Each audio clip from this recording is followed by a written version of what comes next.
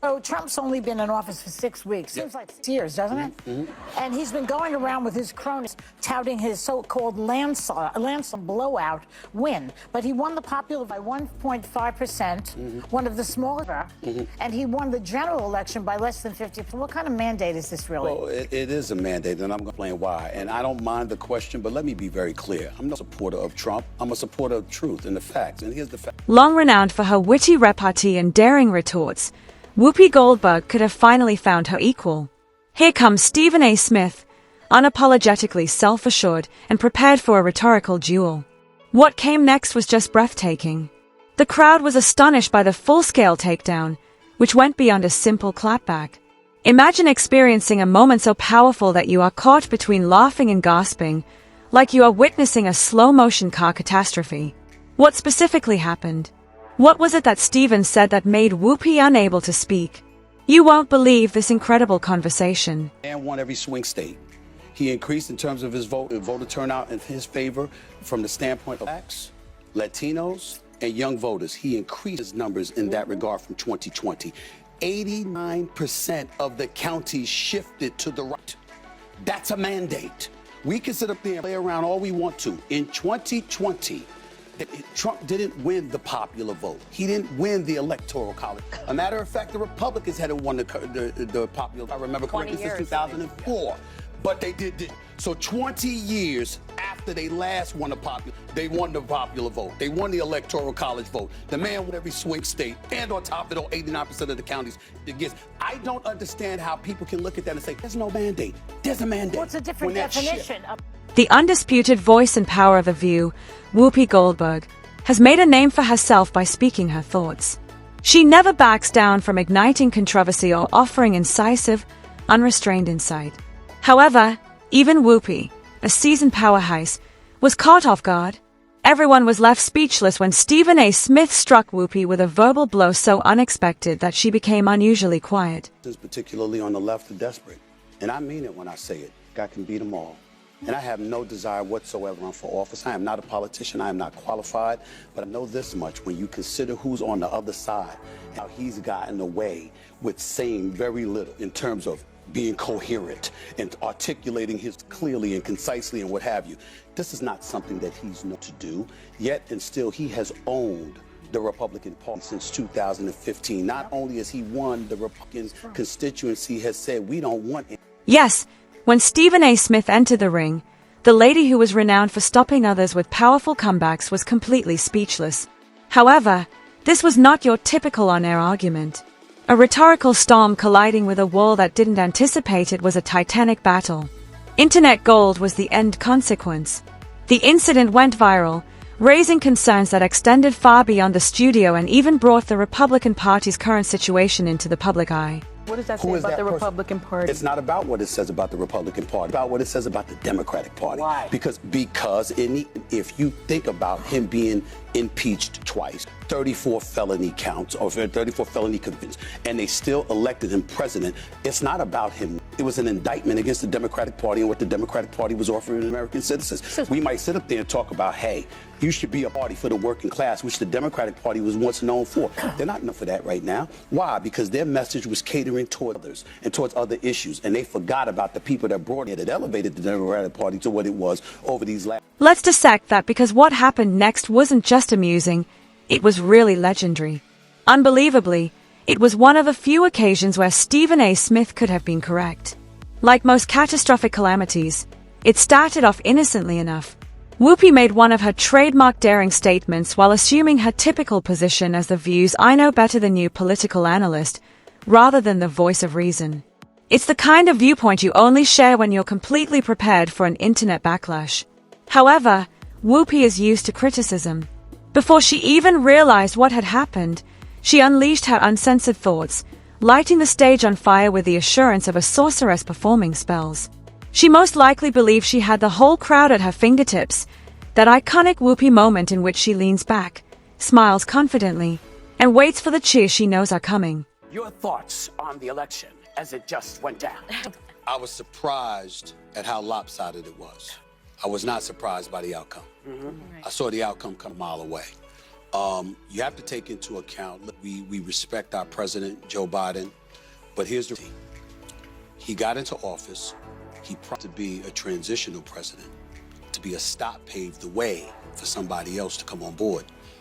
Into the midterms, it was supposed to be a red wave, did not happen. The Democrats was flying high.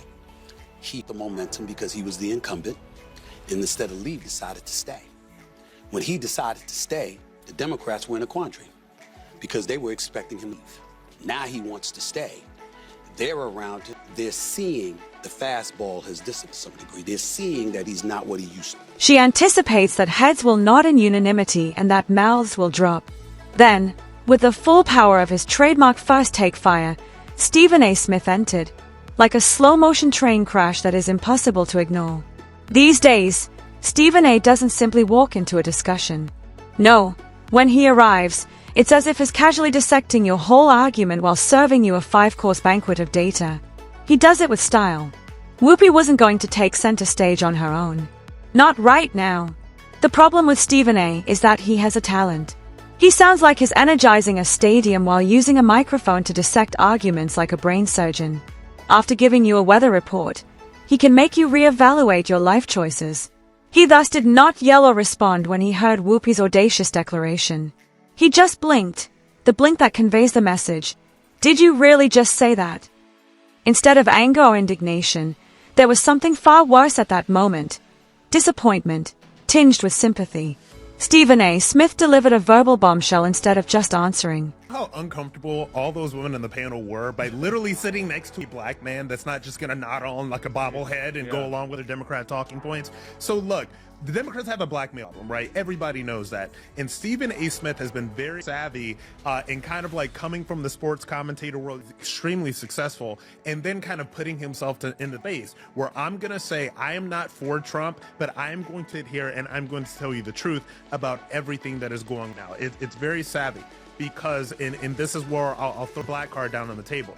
If you are a black man, Democrats have absolutely nothing. It was such a well-timed and incisive critique that Whoopi briefly seemed unsure of whether to laugh, weep, or doubt every viewpoint she had ever spoken on public television. Imagine it. Whoopi is seated with assurance, certain that she is once again in control of the room.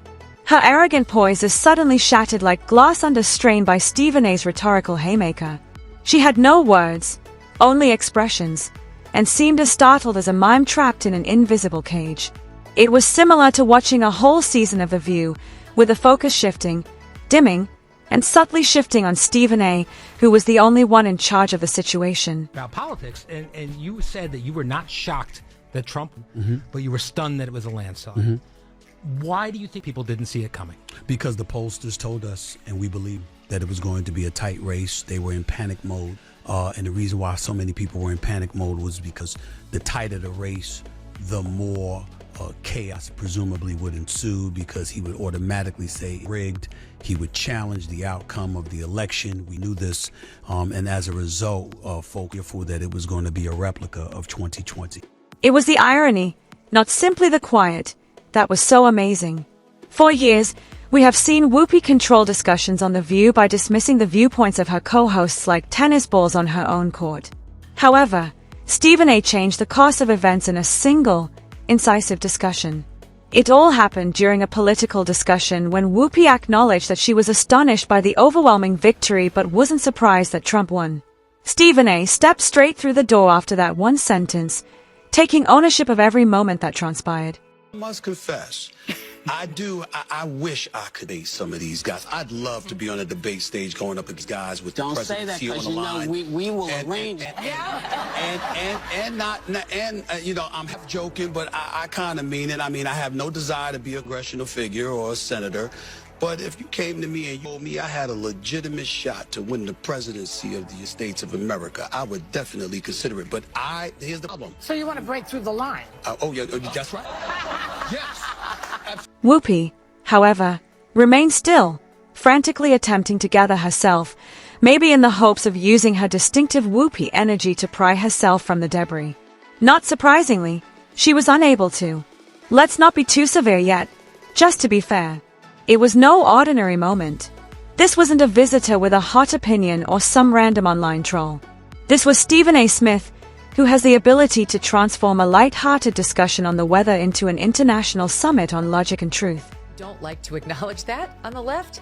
And that's when Green got up there and started harassing Trump. This was debated, interestingly, the other day when Stephen A. Smith went on The View. And Joy Behar, she too pushed back. And even on this morning's The Daily, Maggie Haberman was pushing back on just how historic the victory. They really don't say historic. They don't want to say mate. They don't want to say any of the things that Trump says, and they put it under the guise of like. The funniest and greatest part, she never really bounced back. Her eyes showed it. Her mind racing, looking everywhere for a retort, a joke, a lifeline.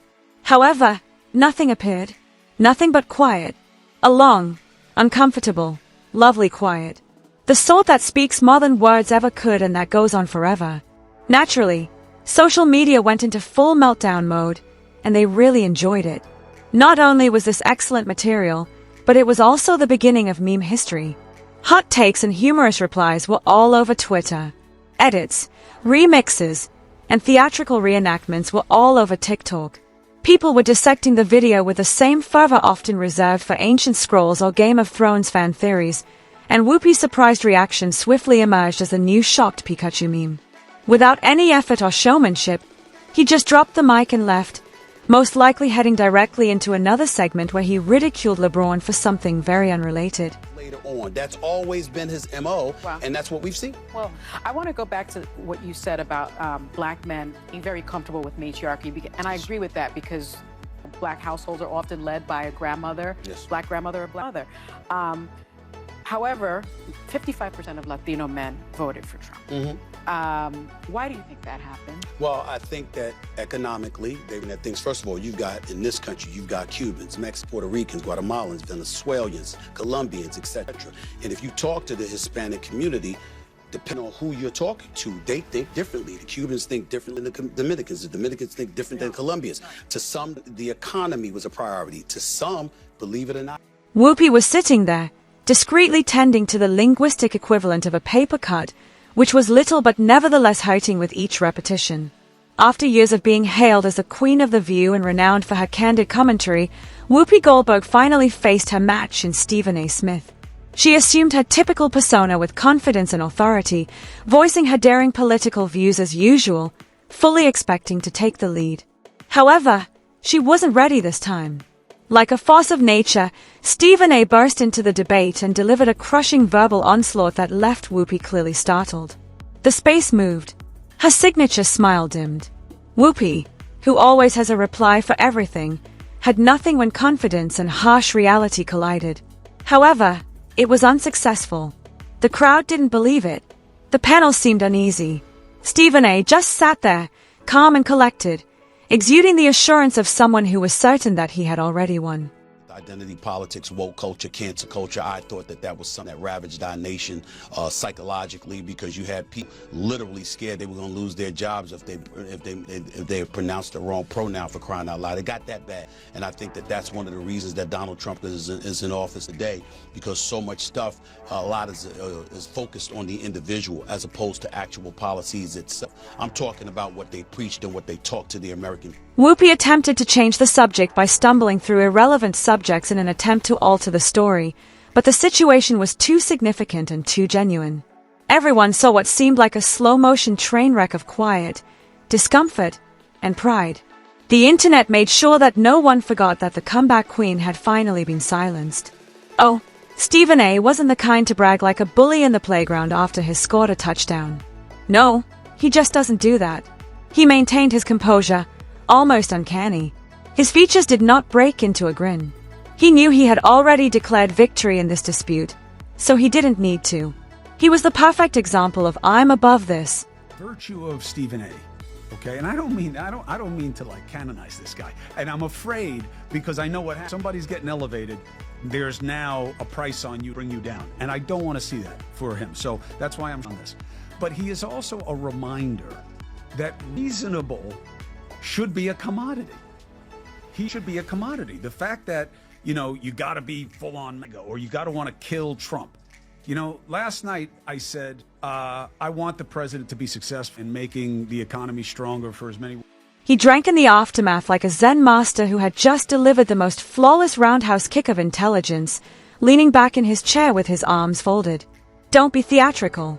He just left the room as if he had better things to do than to hang around with someone who believed they could defeat him, which is what champions do.